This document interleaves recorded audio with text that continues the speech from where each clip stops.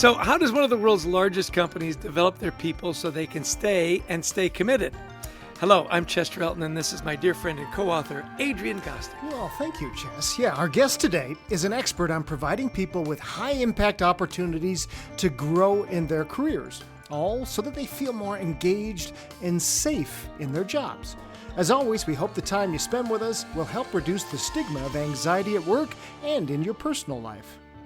And with us today is our dear, dear friend, Lainey Jolson Cohen. You notice I added an extra dear in there because we really do love Lainey Cohen, who is the global head of HR learning for Citi.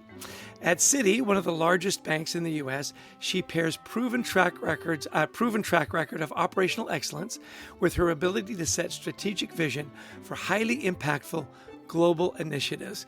Welcome to the show, Lainey. We are delighted to have you on our podcast. Oh, I am so happy to be here with my good friends. So nice to see you both.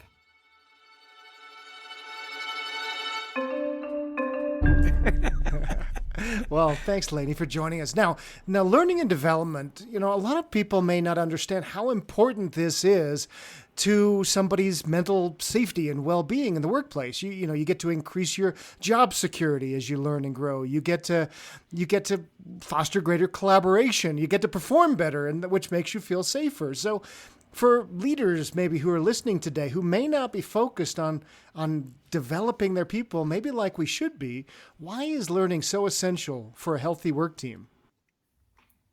Yeah, I think growing in your career is something that's important to a lot of people. And when you're in a role, you want to see that you have a path forward and that you have a way to make a contribution and that you're valued. And so, I'm sure many of our listeners have been in roles where after a while they kind of felt like they were dialing it in because they just were so comfortable. And so, having that challenge and that opportunity for growth is so important. And often I think people, rightly or wrongly, look to their leaders to help them, set the stage for that growth. Well, what if you're an employee and you're not feeling that kind of growth from your leader? What kinds of things could an employee be doing? And I'm sure it's not just all on the leader. Exactly. And that's why I said rightly or wrongly, because I think, everybody has to own their own career. Nobody is going to take it as seriously and actually know what's important to you like you do.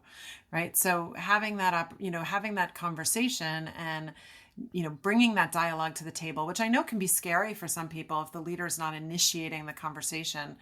People, I think, tend to be, reluctant to actually drive that, but having regular conversations, not just at the moment where you feel like you're ready to leave or do something different, is so important. So I think individuals can make that part of their ongoing one-on-one conversations with their leaders.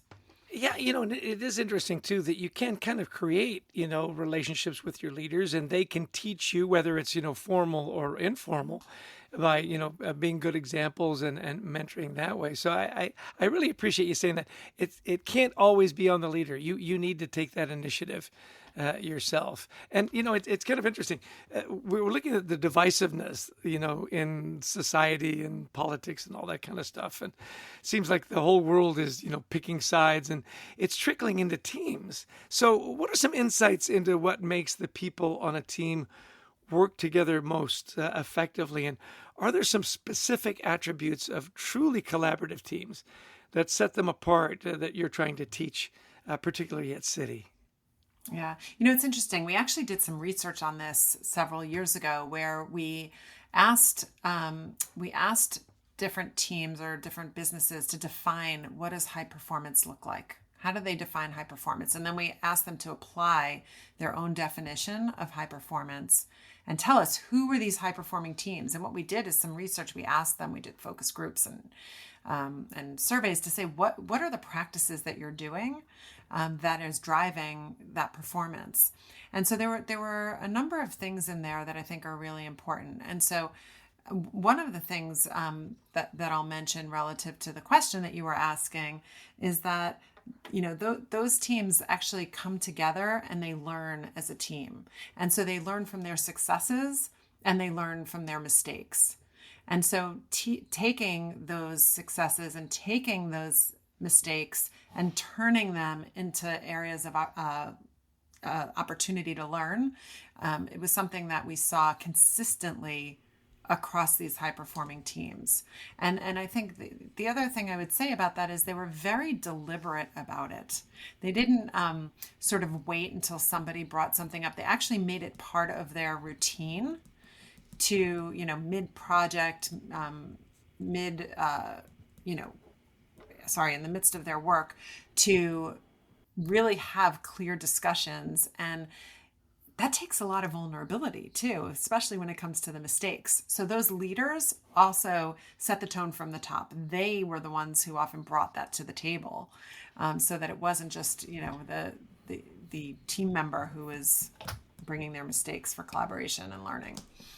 Yeah, when we studied the Blue Angels, the Navy's demonstration squadron, they did a general and safe, they called it, after every performance, where they came together and they analyzed what went right, what went wrong, and they all removed their insignias of rank, so there was no captains and privates. Everybody was the same, and no elephants in the room. They had a lot of things that they worked on, but I love that idea that we come together and we learn as a team. Yeah. One of the things we wanted to ask you was that, look, most of people who are maybe most insecure in a job are those who are new, maybe the most in need of learning and development. And so, as we just talked about, you can't put it all on the manager. I think mentoring, has a really important role to play here. So maybe talk a little bit about how you're putting mentoring in place and how that can help people feel more psychologically safe in a team. Well, I'll start with a story. When I made a very big career change about 12 years ago into a totally different area, I was feeling myself a little, concerned that I wasn't an expert like everybody else was. And the person who I was reporting to at the time took me aside and said something to me that really stuck with me and that I share now with anybody who's new in a team, which is that the way that I was asking questions with curiosity was helping everybody on the team, even the experts, get better. That, my asking questions helped people sort of take a moment and reflect and think about the things that they were doing, maybe by muscle memory, and helped us all, evolve the work that we were doing. And so the reason I say that is because she really created a safe environment for me to feel like I was contributing, even though I was learning. And so I think in terms of mentoring, there's setting the conditions and the environment for that safety to feel like you can learn. And then there's also how you actually spend time with someone. And I think the mentors, there's lots of ways to engage with mentors there, and so we often at Citi will do, we'll have a junior mentor. So that's your safe person that you want to ask all the questions to that you think you shouldn't be asking to everybody else, and then we have, senior mentors. We have mentors who are in your line of business and mentors who are across and help you break down silos across. So think about it very broadly.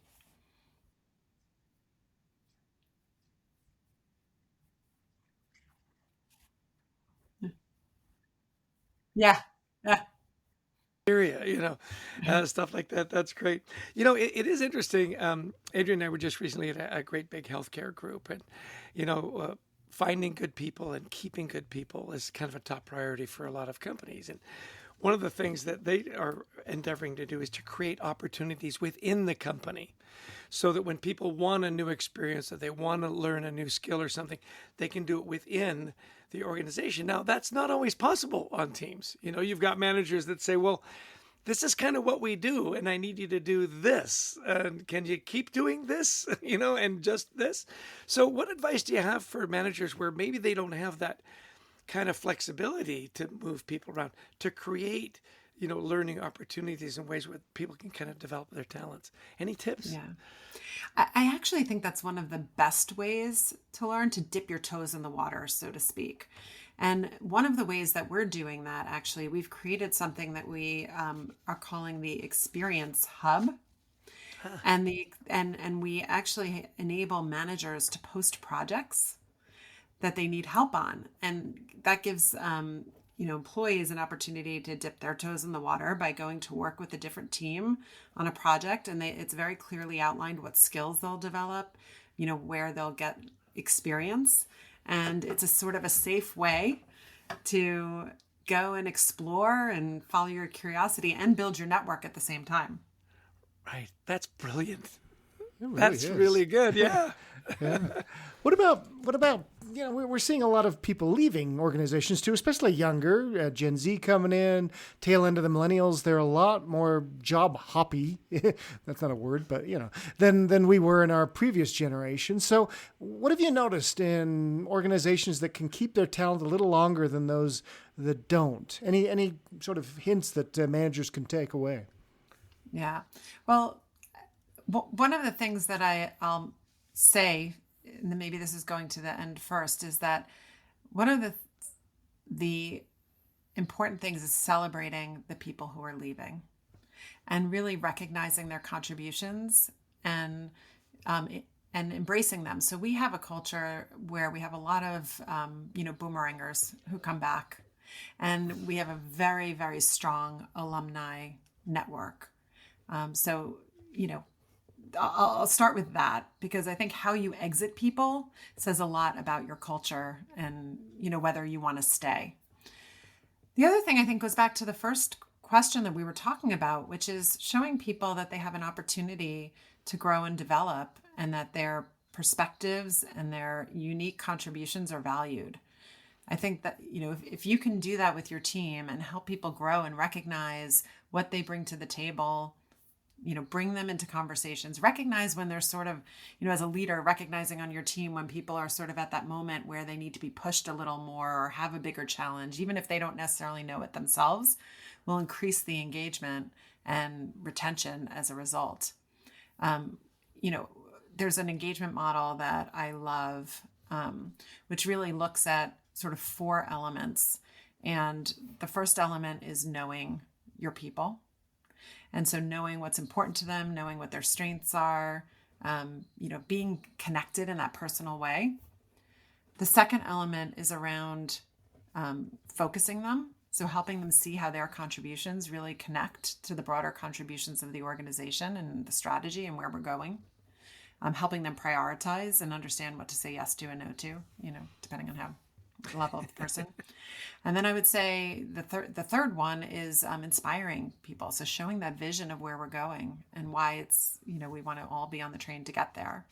And then finally is valuing that person. So having that, showing that you value their contributions, you value the person, and having that appreciation. And those 4 things, when you put them together, are really powerful in terms of driving that engagement, which ultimately I think leads to retaining the people in your organization. Yeah, well, you hit our sweet spot there when you talk about valuing and appreciating and gratitude. Yes. That's the power of the carrot, as we like to say. More carrots, less sticks. And it leads perfectly into my next question about highly successful teams, that vision and the goal combined with passion, to get that emotional engagement. Like you said, knowing their stories and how they're connected. Now, there's always this idea of how do we make everybody feel safe?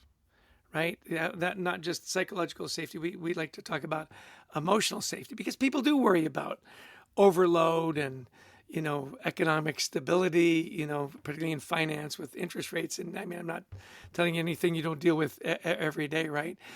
Job-related uncertainty, mergers, acquisitions. And sometimes the company goals kind of slide down because all these personal things rise to the top. What are some of the other ways that leaders and managers can make sure that not only do you feel physically safe, which of course is very important, where's the office and how do I get there, feeling mentally safe so that they can stay focused? What are some of the things you've done there, or that you've seen that the best teams are doing? Yeah, I think it starts with that know me piece, Yep. which is actually making that personal connection. And so a lot of times, and I'm sure a lot of the listeners can relate to this, you get very busy and you use your one-on-one time with your team members for more sort of status updates and check the box.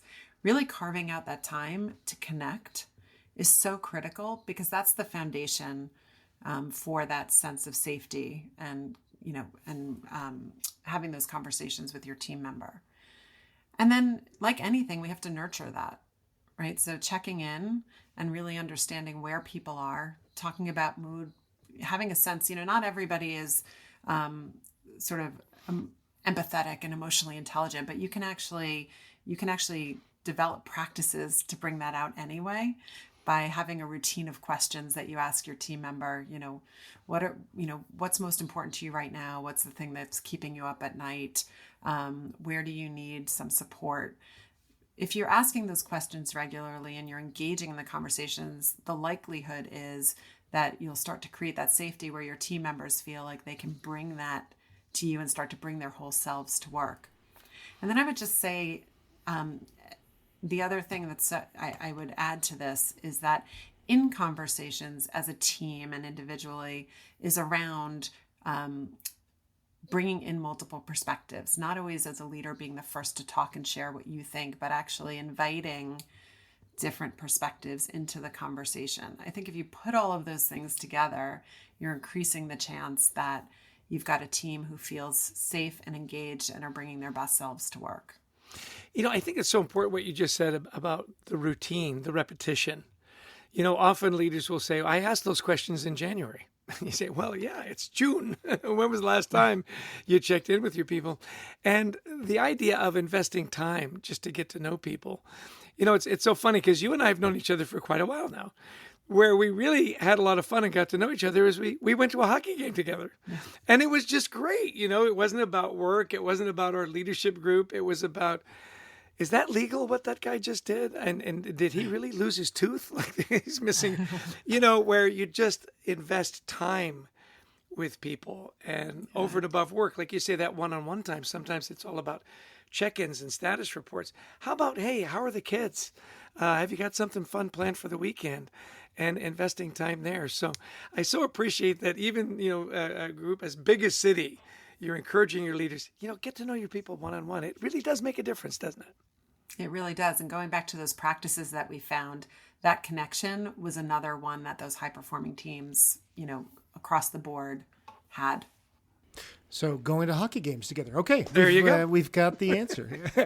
Yes. And I now know that Chester loves candy. Oh, yeah. And they have a whole table. Yeah, He's they a have a whole sneaker. table of just candy. It was great. I loved it. Yeah. You don't really know unless you're paying attention. You're very observant, Lainey. Good. Hey, how can people learn more about you, Lainey, and what the work you're doing at City? Where would you point everybody? Thanks. I'm on LinkedIn, and that's a great place to connect with me. And then City is a great place to be. So, getting to know the company, always can go to city.com to learn what we're doing. Really proud of our organization. That's awesome. That's obvious you are, yeah. So we're always interested in your self-care tactics. You're very busy. You've got 1,000 things going. So how do you keep your mental health so that you're feeling able to thrive every day? What kinds of things do you do personally? Yeah, it's so important. So I do try to carve out time for the things that are most important to me. Being with my family, being with friends, and mindfulness is also important to me. I can't sit here and say that I meditate every day and I'm so good at it, but I do something every day to bring to center myself and to bring mindfulness into the equation, whether it be, doing a 2-minute, and I mean it, 2-minute meditation exercise, or doing a stretch, or just noticing what's around me. I really find that that's a way to just interrupt the busy of the day and bring myself, back to sort of a centered place.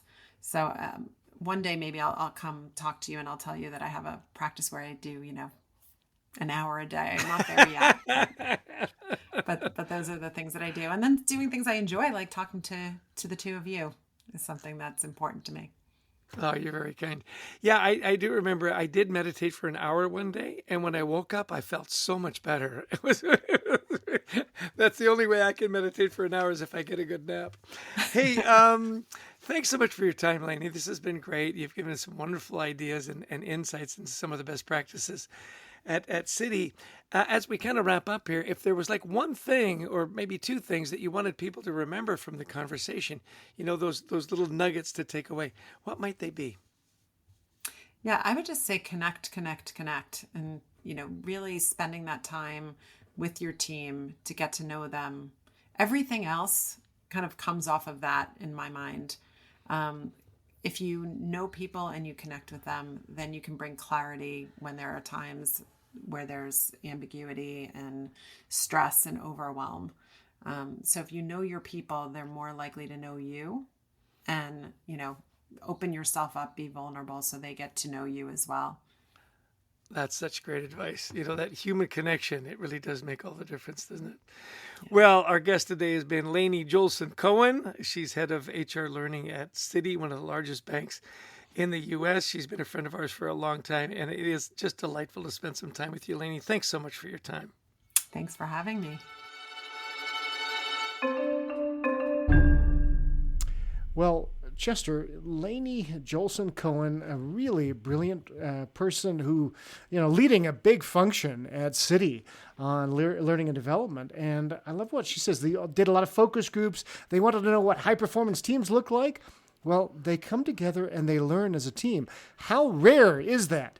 Where right. A team will sit down and talk about not only their successes, but their failures, but do it in a really safe way that is part of their routine, as we found with the Blue Angels years ago. Yeah, and when you're learning together, it's just so much more fun, right? And you're more likely to do it. Oh, I'm going to learn on my own. Yeah, after I take a nap, after I eat something. So this idea of the communal learning, I think, is really great. And I love that they asked, what is your definition of high performance?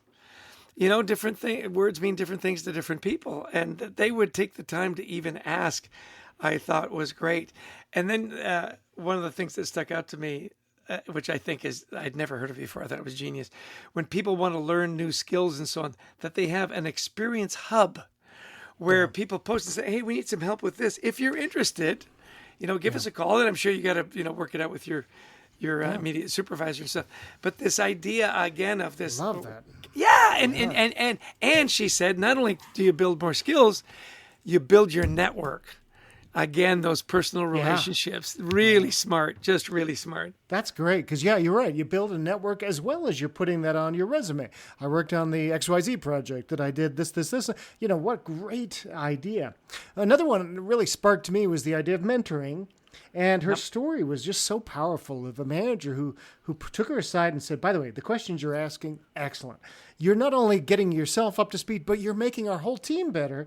What a wonderful way to create a safe environment and made her feel like she was contributing, even though she had really no idea what was going on then. I mean, what a great leader. Right. You don't have to be the expert. Ask a lot of questions. Be curious. That curious keeps coming up again and again.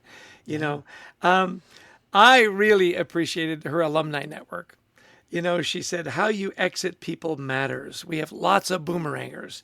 We have a big alumni network. The way you say goodbye to people says a lot about who you are. And, you and I have both had good and bad experiences in leaving where, we felt like we made a lot of great contributions and then they sort of couldn't get us out the door fast enough. And you think, gosh, what about, the 19 years I spent with you kind of thing. So just to pick a number, random number. Random number. I love that idea. Celebrate the people who are leaving. Because I remember this. I talked to a friend who was a police officer, and he said, if you retire with 30 years on the force, they have this big celebration. You announce on the radio that you're. He says, but if you go into private job, it's like you disappear. Right. You just stop coming in one day. And he says, but I spent 10 years here, but I didn't retire. And he says, that was a shame. He says, they sort of was a missed opportunity to celebrate me because I risked my life for 10 years. Well, same in business. Are you celebrating the people who are leaving because they've done a lot for you? Yeah. I thought that her 4 tips around knowing your people, staying connected, focus on how they, are connected, inspire people, and value the person. You know, I mean, she even wrapped up and said, "What's the one thing?" And she gave us three: connect, connect, connect. I was thinking it was like real estate: location, location, location. Right? Yeah. Stay connected. Get to know your people. Here's this monolith financial company, city, and yet when it comes to learning, it's make it personal, know your people. Where do they want to be? How are you going to inspire them? Just brilliant. It was inspiring. You can see just the quality of people that, big organization like City has in their leadership. You see, wow, Lainey would be somebody that, you'd love to work for and work with if you were there. So, hey, big thanks to Lainey for joining us today. A special thanks to our producer, Brent Klein, to Christy Lawrence, who helps us find cool and amazing guests, and to all of you who've listened in. If you like the podcast, please download it, share it, tack it up on your bulletin board, whatever you need to do to make us help grow this. And we'd also love you to visit thecultureworks.com for some free resources, including the first chapter of the best-selling book, Anxiety at Work, completely free, Chess. If it's free, it's me. I really appreciate that, Adrian. And of course, we love speaking to audiences around the world, whether it's in person or virtually, on the topics of culture, teamwork, resilience, and mental health. Give us a call. We'd love to talk to you about your event. And as always, I will leave the last word to my dear friend, where this always Adrian came Gostick. Well, everybody, thanks so much for joining us. We had a great time today learning, and I hope you did too. Until next time, we wish you the best of mental health.